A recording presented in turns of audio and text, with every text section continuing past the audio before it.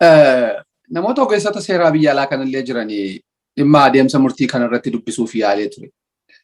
Na didan namoonni baay'een. Sababni diddaa isaanii maalii bu'uurumarraa wanni jedhanii maal eeyidee naan jedhan maaf waan kana nu gaafatta jalqabumaa maal eeyidee nu jalqabuma gaafuma inni wareegamerraa mana murtii sanirraa haqa Hacaaluu arganna jennee hin eegne. Kanaafuu wanti amma ta'es waan addaa miti.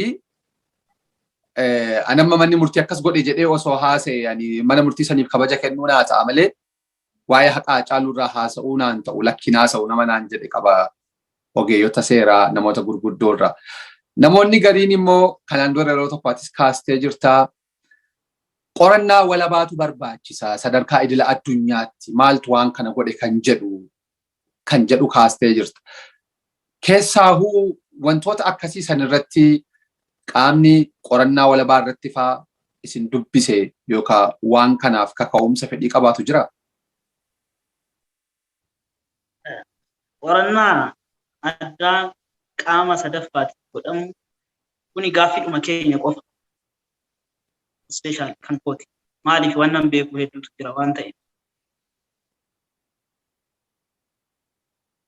Ifa manaa godhe hojimaan akkasii jiraachuu dhabuu danda'a. Haqni Hacaaluu akka biyya kana keessatti hojjetamu hin barbaadu. Biyya kana keessatti haqni isaa hin dhufa jedhee yaadu. Maaliif reemootiin biyya kanaa namoota dhuunfaa harka jira.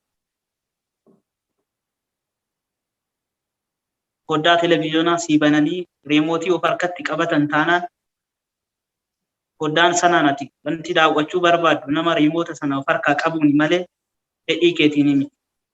Fedhiin kan kee chaanaalii biraa hordofuu yoo ta'e fakkeenyaaf BBC'n sii saaqamee lakkiyaan CNN'n barbaada yoo jedhu bakka CNN'n sii banamu san dhaqxa malee bakka reemootiin harka nama biraatti jirutti ati BBC daawwachuu hin dandeessu.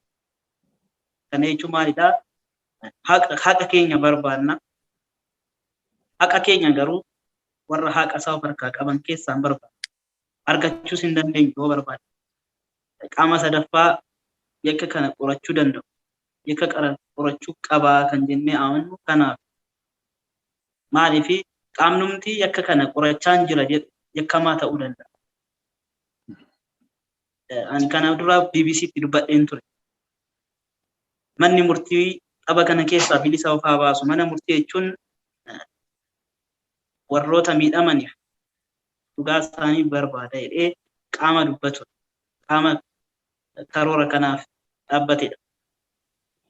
Garuu wanni mana murtii keessatti ta'aa jiru dhuguma wanna mana murtii irraa eegamu miti.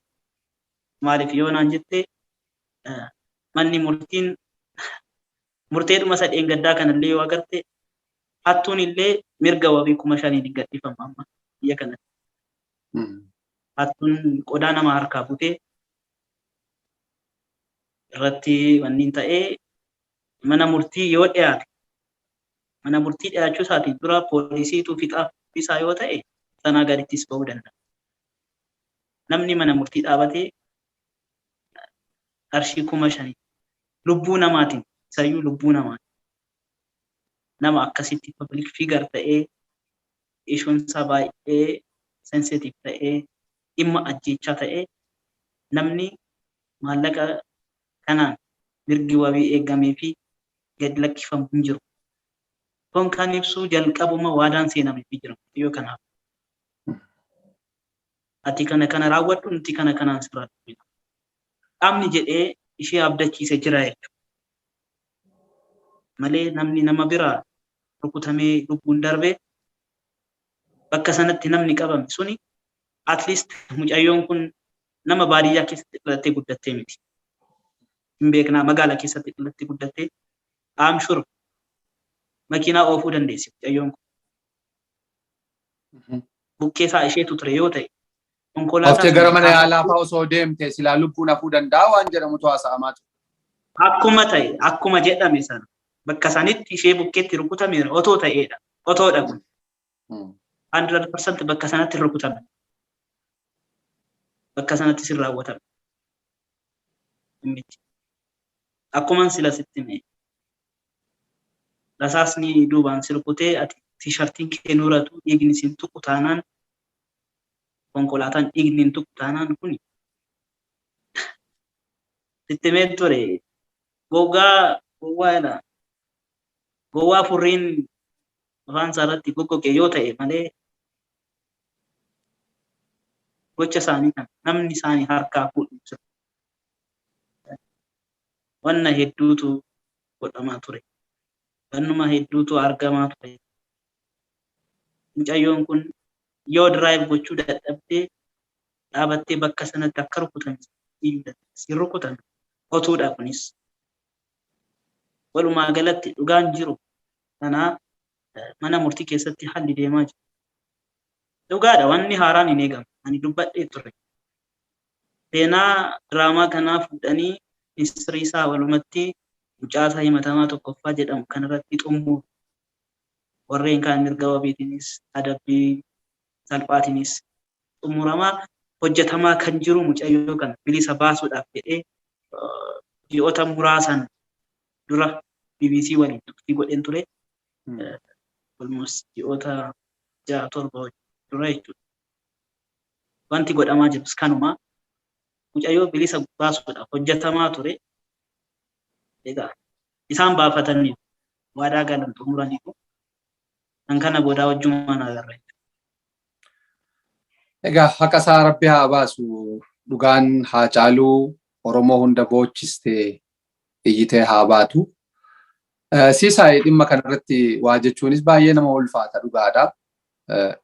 Wanta irra darbamuu hin qabu jettu akka dhaamsaatti illee qabaannaanii carraa dhumaa sii kennee gama goolabuutti deemna. Dhimmi yoo jiraate borus har'as irra deebinee kan dubbannu Oromoon gumaa isaa haa barbaadu. Oromoon gumaa qaalii kana haa barbaadu.